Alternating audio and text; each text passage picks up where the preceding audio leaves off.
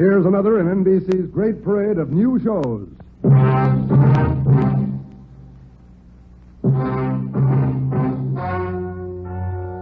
Ladies and gentlemen, the story you are about to hear is true.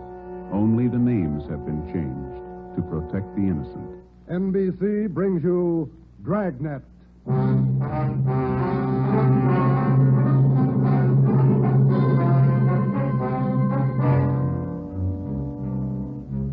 You're a detective sergeant.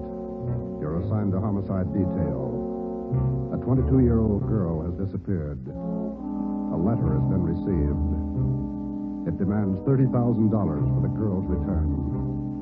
The letter is signed, The Wolf. Your job, get him. Dragnet, the documented drama of an actual crime, investigated and solved by the men who unrelentingly stand watch on the security of your home, your family, and your life. For the next 30 minutes, in cooperation with the Los Angeles Police Department, you will travel step by step on the side of the law through an actual case, transcribed from official police files. From beginning to end, from crime to punishment, Dragnet is the story of your police force in action.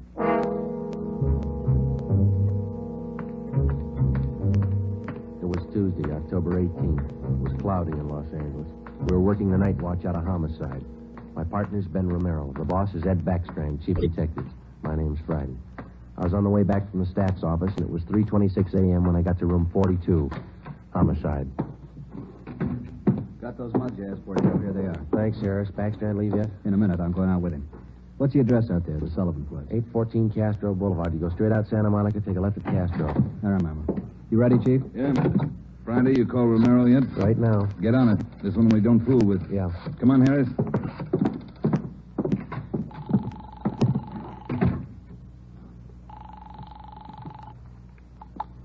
Hello. Sorry to wake you, Ben. This is Joe. How you feeling? Oh, hi, Joe. What time is it? 3:30 a.m. How do you feel?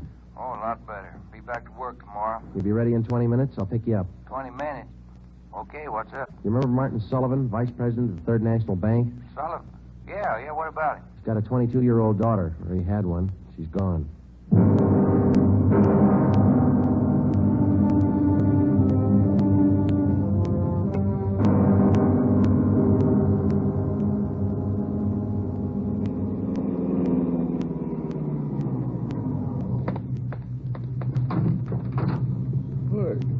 Good time, Joe. Where are we headed? Sullivan home out on Castro Boulevard. Ed's out there now with Harris. Any leads to work on? No, nothing so far. The girl disappeared a little before 1 o'clock yesterday afternoon. At 11 last night, he got a letter. They want $30,000. Sullivan hasn't got that kind of money. Yeah, I know it. Poor guy's almost out of his mind. Fill me in. How did it happen? Well, the guy took the girl out of business school. He had her called out of class. Told her father was sick, said he was a friend of the family's. Well, how about the teachers? What was their story? Said the girl didn't want to go with the man at first, but he finally talked her into it. Kept telling her father was dying. That's about as low as they come. Yeah. Did he use a car? Witnesses said it was a blue sedan. They didn't get the license number or the make. Did they remember what the guy looked like? About 5'9", 160, brown suit, dark hair. Nothing else? No. Here's a copy of the letter. The usual. Read it. Yeah. I have your daughter, Judy. Get, what's that? $30,000. $30,000 quick if you want her back alive. Don't call police or I'll kill her. Contact you later. Signed, what was it? The Wolf. Oh, Wolf, huh? I can think of a better name. Come on, here we are. It's got the original note, Joe. Lee Jones down at the crime lab. He's checking it for prints and handwriting. Well, if he was... Oh, hi, Davis. Right on the house, boys. Just waiting for you. Thanks, Dave.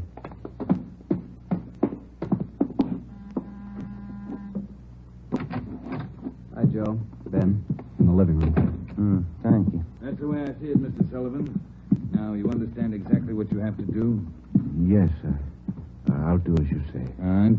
Here are the two men who will help you. Sergeant Friday and Sergeant Romero, homicide. Yes, sir. Hi, How do you Mr. do? Sullivan. I do. Mr. Backstrand, are you sure about all this? He might get frightened. He might do something to Judy. Believe me, Mr. Sullivan, it's the only way. I know how you must feel, but we can't do anything else. Oh, all right, I want to see Mrs. Sullivan first. I'll be ready in a moment. Any developments? Yeah. Come on back in the dining room.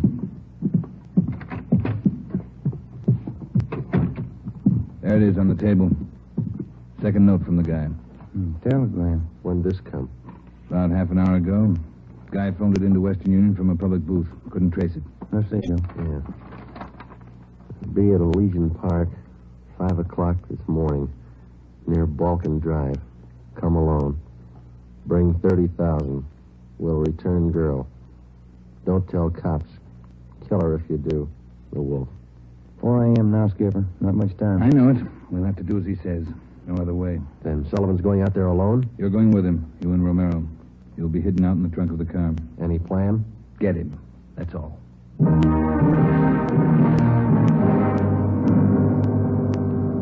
and I went out the back door and into the Sullivan garage. We jammed ourselves into the trunk compartment, and Harris closed the door on us. The latch was fixed so that the door could be pushed open from the inside.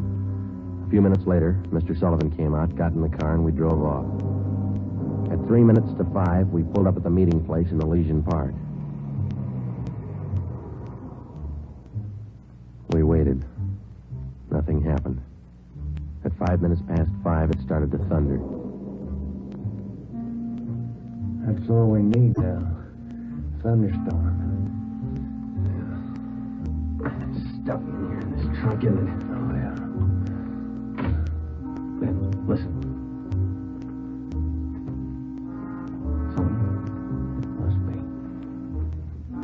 Wonder if he's seen anything. Sounds like he's pacing up and down alongside the car, doesn't it? Yeah, listen. Can you hear anything else?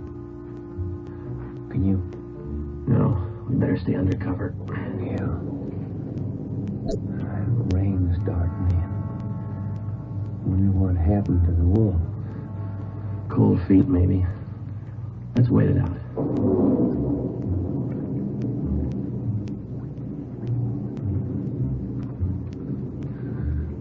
Joe, Yeah. what time you got now? Move over a little. Let me get my watch up. Yeah.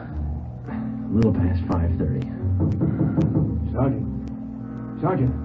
Mr. Sullivan? Yes. Do you think he's coming? It's late. It's getting daylight. We better wait it out, Mr. Sullivan. Now, look, don't come back here again. If he's watching, you might tip him off. Oh, all right. All right. Poor guy. You? I hear it. Coming up the road toward us. You'd stop it. Yeah. Swing over to our car. You ready? Right. Talking with Sullivan. They're coming back here. Now watch it. Sandy, Romero? That you, Ed? Yeah, the meeting's off. Come on out. All right. Got a cramp in my leg. I'm cramped all over. Mr. Sullivan, drive back home. We'll contact you there. All right, Chief. Ben, Joe, come on over to the car. What's the story, Ed? The guy had no intention of following through with his meeting tonight. Well, how come? He told us. Phoned at 5 o'clock. Tried to trace the call. He wouldn't stay on the line long enough. What do you have to say? He wanted more money. Bragged about how smart he was. How we'd never get him. When he knows Sullivan's called in the police. Sure. Said he didn't care. We'd never get him anyway. Yeah, pretty cocky. Pretty smart. Take my word for it. He's no dummy. Control 1 to 80K. Control 1 I'll get it. 80K. 80K to Control 1. 80K to Control 1. Go ahead. 80K, go to your office. Code 3. Go to your office. Code 3. GM Matrix extension. All right, Romero. Let's roll.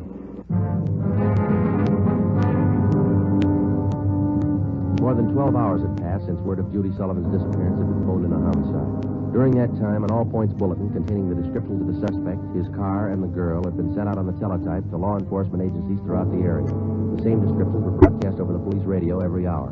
The Sullivan home had been placed under strict surveillance, and Mr. Sullivan instructed not to contact the suspect without knowledge of the police. He'd raised almost $10,000 in cash to buy him off. The serial number on each one of the bills had been copied by a police stenographer and then rechecked by a homicide officer. So far, the wolf, as he called himself, had made 3 separate contacts, but he covered his tracks well. We knew that he was somewhere in the city, 500 square miles of it, and we knew we had to find him fast. It was 18 minutes past 6 when we got back to homicide. Hi, Chief. Fellas. You got something for us, Mac? Here, this letter. Special delivery. Came in about 25 minutes Can ago. I see that, Mike? Yeah, that's him. According to the postmark, he must have mailed it right after he grabbed the girl. Listen to this. Stay away from Sullivan. If the kid's found dead, it's your fault. Stay away, the wolf. All right, Mike. Get it over to the crime lab and have Lee check it for prints. Right, Chief. Lee find any prints on the second note, Mike? 2. Running through R&I now. Friday, Romero, get down there and see if they got a make. I'll call out to Sullivan's and check with Harris. Right, Ed. Let's go, Ben. Who's watching the Sullivan house beside Harris? Carpenter and Davis. Backstrand's afraid the girl's father will try to make a deal with the guy. Has he tried it yet? No, he hasn't yet. You couldn't blame him if he did. Worried sick. Oh, yeah. Here we are. Hi, fellas. Just coming down to see you. You got something there? Those 2 prints Lee Jones lifted off that letter got a make on them from the single print file. Good, Larry. Let's see, huh? There it is. Pull the whole package on him. Donald Alfred Kiefer. Looks like a real bad one, doesn't he? Donald Alfred Kiefer, male, Caucasian, age 29, 5 feet 8 inches, 170 pounds, brown eyes, dark brown hair. He had 1 previous arrest for forgery in Los Angeles 10 months before. Kiefer's occupation at the time of his arrest was listed as bank clerk at the Third National Bank. Ben went back into the files and pulled the crime report. Then we called Ed Backstrand. There's the answer, Skipper. At the time Kiefer pulled that forgery job at the bank, Mr. Sullivan was one of the vice presidents. Go on. Sullivan was the one who preferred charges against Kiefer and saw that he was prosecuted. Where's this Kiefer now? Well, let me see. He was placed on probation, and on May 16th this year, he returned to his home in Omaha, Nebraska. That's 1380 Mackinac Avenue. All right, Romero. Get Omaha on the phone and have them check out Kiefer. Right, Skipper? Friday, take Kiefer's package and this note down to Don Myers. Have him check the handwriting. And get over to the crime lab and see what Jones lifted off that last letter we got. All right, Ed. The faster we work, the faster we'll put this guy behind bars. Now move.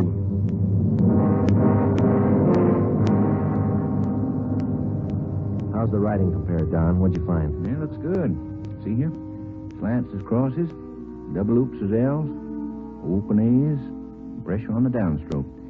Donald Kiefer, Wolf, same handwriting. Lifted 3 prints off this last note, Joe. Brought them out to the iodine fume gun. They match with the first. Thanks, Lee. Did you find anything else? I don't know if it'll help you much. We examined the paper for watermarks and texture. Both notes are written on the same kind of paper. Impressions show both pieces of paper from the same tablet. Checked the density of the carbon and the pencil he used. Both specimens match. Same pencil.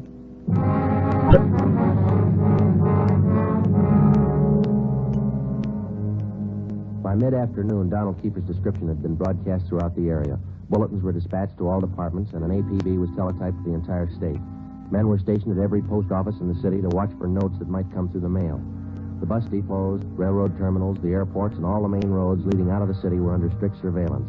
The entire Los Angeles area was broken down into single square-mile districts, and a house-to-house canvass was started. A squad of men were assigned to cover each square mile. Outlying towns and cities were requested to do the same. By 5 o'clock that afternoon, the greatest Dragnet operation in the history of the city was underway. We were sure Donald Kiefer was somewhere inside. At 12 minutes past 5, Ben got the call back from the Omaha police. Yeah, I got it. 6 X-ray 419. Nebraska plate, right. Well, thank you a lot. Yeah, bye. They had a make on the car. Lots more. The Omaha cops are looking for Kiefer, too. Want him for a robbery there 2 months ago. Yeah? In that robbery, he used a stolen 1939 blue sedan. Nebraska license plate, 6 X-ray 419. Well, how about his family and his friends back there? They all been checked? Yeah, they said Kiefer left Omaha about 6 weeks ago. Didn't know where he was heading. Well, get that car description to communications, huh? APB, teletype, and broadcast. I'll tell him. Yeah, right, Joe. Right in, Romero. Yeah, Ed. What are you tied up with?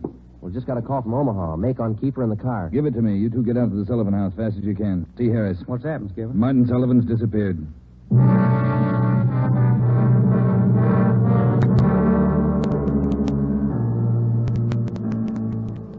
All right, Harris, how'd it happen? About 3 this afternoon, Mr. Sullivan got a phone call. Said he had to go down to the bank. I went with him. He had me wait in the reception room, and he went in his office. After waiting 10 minutes, I got suspicious and went in. He was gone. That's it.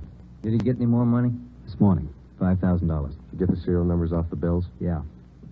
Shouldn't have let him get out of my sight. Forget it. Right now, we've got to find out where he's gone to meet Kiefer. Did you talk to Mrs. Sullivan about it, Harris? She says she doesn't know anything about it. Let's try her again. Come on, let's go inside. Hi, fellas. Hi. Where's Miss Sullivan, Dave?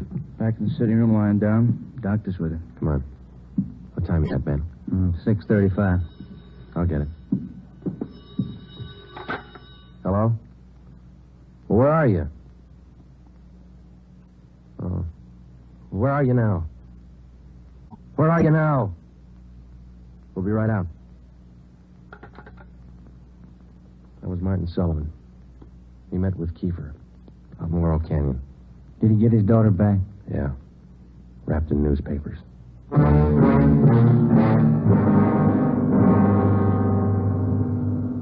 All cars in the area were notified that a contact had been made with Kiefer. We got in the car and drove out to Laurel Canyon. The entire area had been blocked off. We found Martin Sullivan standing in the middle of the road at the end of East Winding Way. 500 feet down the hill was a private residence where Sullivan had telephoned us. It was the only building in the immediate vicinity. A few yards beyond the point where East Winding Way ended, back in a clump of tall grass, we found the body of Martin Sullivan's daughter. We notified the crime lab, Chief Backstrand in the coroner. Despite a severe state of emotional shock, Martin Sullivan tried to tell us the story. He said Judy was all right. I believed him. I wanted her back. Judy. I tricked the officer, the one watching me. He said, come along, no police. Did you see his car, Mr. Sullivan? I wanted her back. I wanted Judy back. I did as he said. I drove here at 6 o'clock and I waited. I put the money on the front seat like he said. Did he get the money, Mr. Sullivan? And I got out. I left parking lights on. I stood up there by the end of the road, waiting. Mr. Sullivan? Then he drove up.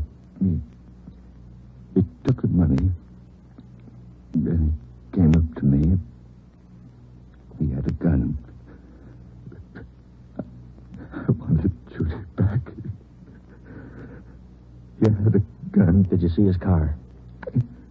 He said she was up there, beyond the road, tied to a tree. I wanted her back. Mr. Sullivan, did you see his car? I went to look for Judy. He drove away. She wasn't there. By the tree. Couldn't find her. On the way back, I saw the bundle on the way back.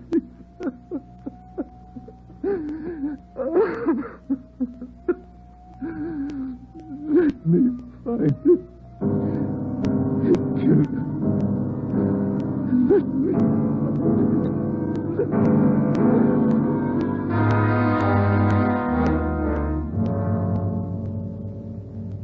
Before he went into a state of complete collapse, we showed Martin Sullivan a picture of Donald Alfred Kiefer. He definitely identified him. The information was immediately relayed back to Central Division, rebroadcast to the entire police radio system. A teletype was dispatched to sheriff's offices, and communications were sent to police stations throughout the country. The house-to-house search throughout the entire city intensified. The dragnet in which we hoped to trap Donald Kiefer was drawing slowly inward. It was 12 midnight. Next Street, Sullivan girl murder. Next Street, read all about it. Citizens join search for killer. Friday, did the papers get a list of the numbers on that ransom money? Yeah, got them in the final night edition. 2.5 pages of serial numbers. Gave it a big spread. Look at these pictures of Kiefer here, all over the front page. The more the better, Romero. I hope this town never forgets that face. Good reminder. You don't make deals with killers. Hi, fellas. Come on over. Find anything yet, Lee? Just checking over these towels here. Found them wrapped around the girl's body, inside the papers. Funny thing about those papers, What's that, Lee? they're all yesterday's. Every story about the girl's disappearance has been clipped out. Maybe the guy's making up a scrapbook. How about the towels, Jones? Any laundry marks? Not a one so far, Ed. Every one of them was clipped off. Pretty smart. The morgue post the body in? Been doing it now. Nasty one. Yeah. Did you get any footprints or tire marks out where they found the body? Lots of them, all cast. Bossy and Taylor are checking them now. One thing. What is it, Jones? I don't know. Under the seam here. This towel. Wait a minute. Joe, that pair of snippers there. Yeah, here you are. Thanks. Just back under the seam. There. That's one tag he missed. Any markings, Lee? Yeah. Greenway Apartments, Los Angeles.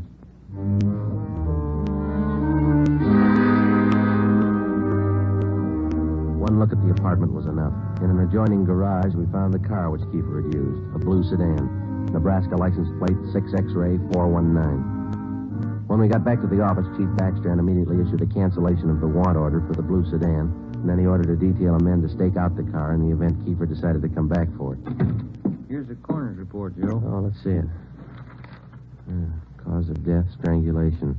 Time of death, Monday, October 18th, approximately 2 p.m. 1 hour after he grabbed her? That can't be right. Skipper in his office? No, he's out for a minute. Hey, Joe, Ben, take the call off 2503, will you? Thanks, Mike. Right.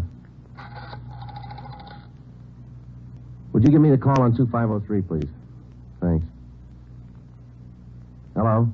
Yeah. Yeah, when? We'll be right over.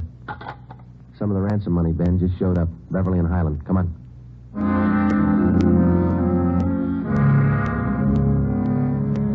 The man's name was Ralph Donahue.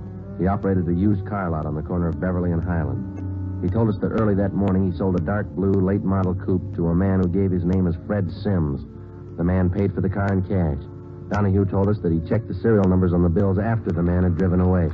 Serial numbers check out, Joe, every one of them. If I only thought to look, officer, and you know I generally do. I'm the suspicious kind anyway, but, this morning I must have been asleep. You got the full description on the car, Ben? Yeah, Joe. All right, let's get it on the air right away. I saw his mug in the paper while I was waiting for you. Too late. Sorry. Yeah, thanks.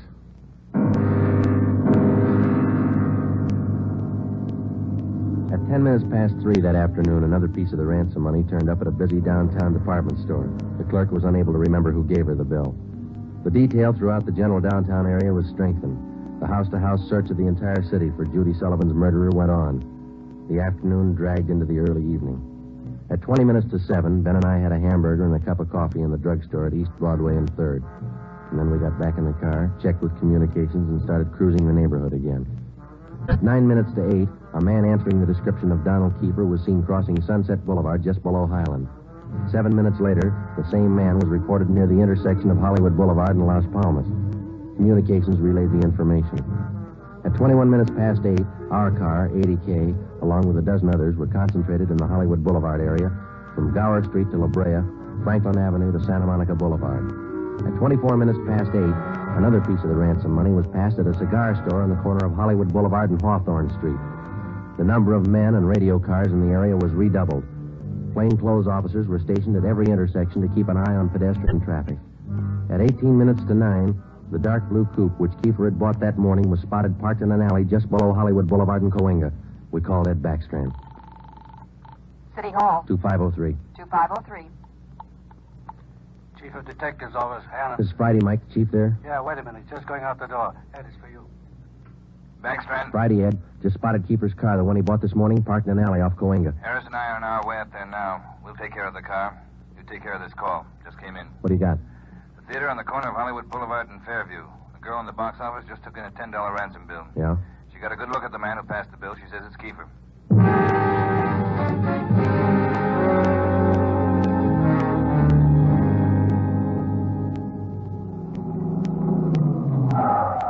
All right, Ben, come on. Yeah. You got the list of serial numbers? Right here. Let's check at the window. Yes, sir. How many, please? Police officers. Sergeant Romero, Sergeant Friday. Oh, yes, sir. Mr. Rayburn, the police are here. Would you step around to the side door, Sergeant? Yes, ma'am. Margie, relieve Francis for a minute. Francis, come here. Bring that $10 bill with you. Sharp girl, officer, that Francis. Sharp.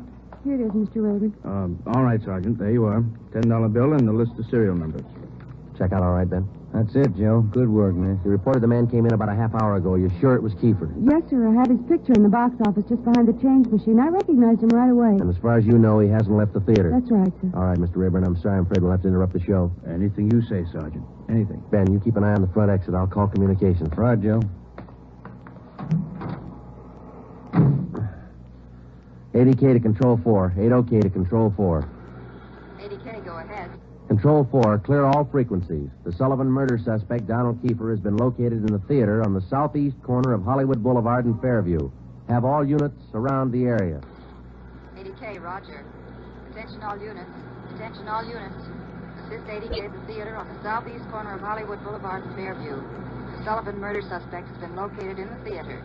Go ahead, 80K. Control 4, have all units converge in the general area, Hollywood Boulevard and Fairview. Unit 62R to block off the intersection at Hollywood Boulevard and North Cherokee. Stop all pedestrian and vehicular traffic.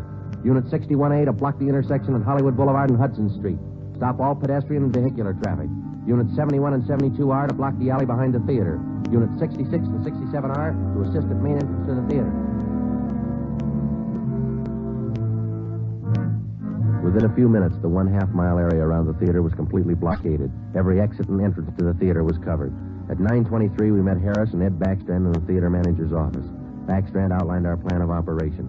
At 9:28, a detail of 14 men walked down the side aisles on the main floor of the theater and took up their posts on either side of the orchestra pit. The picture was stopped and every light in the theater was turned on. Ed Backstrand, Harris, Ben, and I went down the aisle and up onto the stage.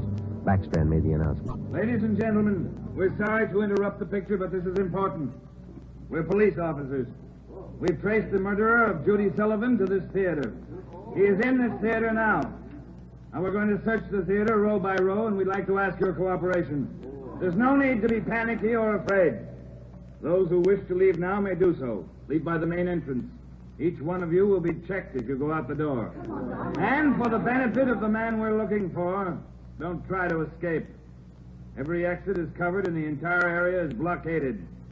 Don't place any more lives in jeopardy. Come on, Ben.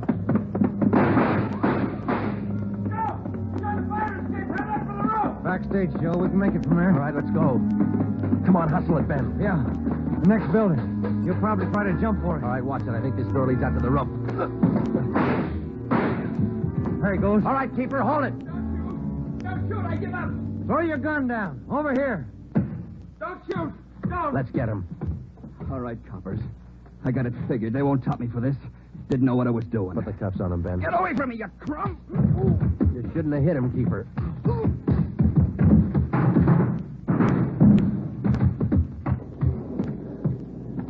All right, Ben. Try the cuffs now. Yeah. Come on, let's get him in out of the rain. What's the hurry? Why spoil a good rain?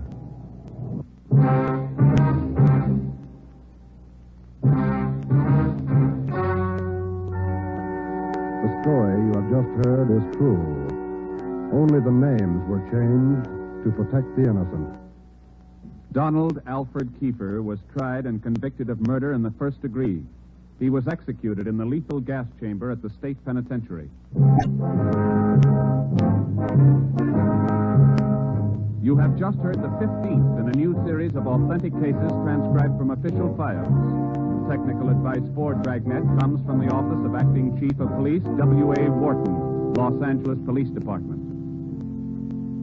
Tonight's program is dedicated to Deputy United States Marshal John B. Glenn of Boise, Idaho, who on the morning of July 31st, 1940, gave his life so that yours might be more secure.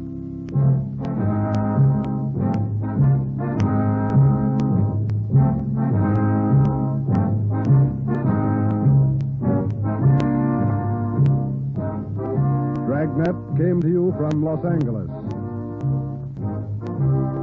Theater Guild on the Air returns tomorrow night on NBC.